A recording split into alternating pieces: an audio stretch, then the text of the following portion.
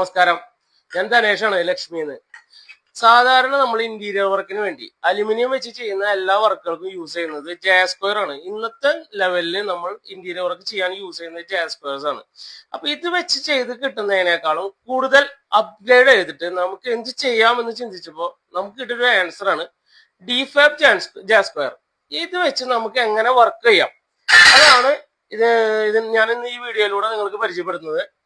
ഇതിന്റെ ലിപ്പിംഗ് ആണ് വരുന്നത്. ഇത് റൂട്ടറിംഗ് ആണ്, ഫുള്ള് റൂട്ടർ ചെയ്ത് ചെയ്യുന്ന സിസ്റ്റത്തിലാണ്. അപ്പൊ ഇതിൽ നിന്നാണ് ഷീറ്റ് ഇതിലേക്ക് വരുന്നത്. ഇവിടെയും ഇൻസൈഡും ഷീറ്റാണ് വരുന്നത്.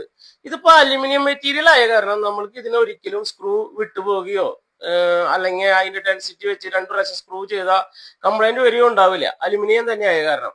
അപ്പൊ ഇത് വെച്ചാൽ എങ്ങനെ എങ്ങനെ ഇരിക്കുന്നുള്ളത് ഞാൻ കാണിച്ചു തരാം. അപ്പൊ ഇതാണ് നമ്മള് ഡിഫാബ് ജാസ്ക്വയർ വെച്ച് ചെയ്താൽ വരുന്നത്. സാധാരണ ജാസ്ക്വയർ വെച്ച് ചെയ്യുമ്പോൾ നമുക്ക് ഇതേപോലെയാണ് ഷീറ്റ്, ഇതിൽ നിന്നാണ് ഷീറ്റ് സ്റ്റാർട്ട് ചെയ്യുക.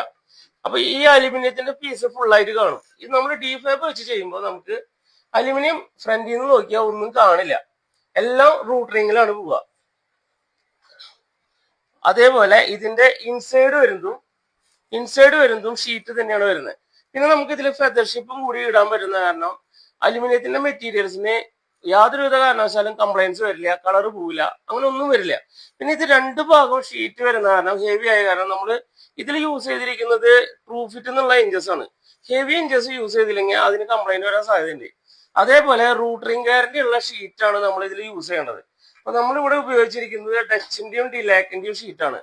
അപ്പോൾ ഇതാണ് നമ്മൾ പറഞ്ഞ ഡിഫാബ് ജാസ്ക്വയർ വെച്ചുള്ള ഒരു ഡോറിന്റെ മാതൃക. Okay, thank you.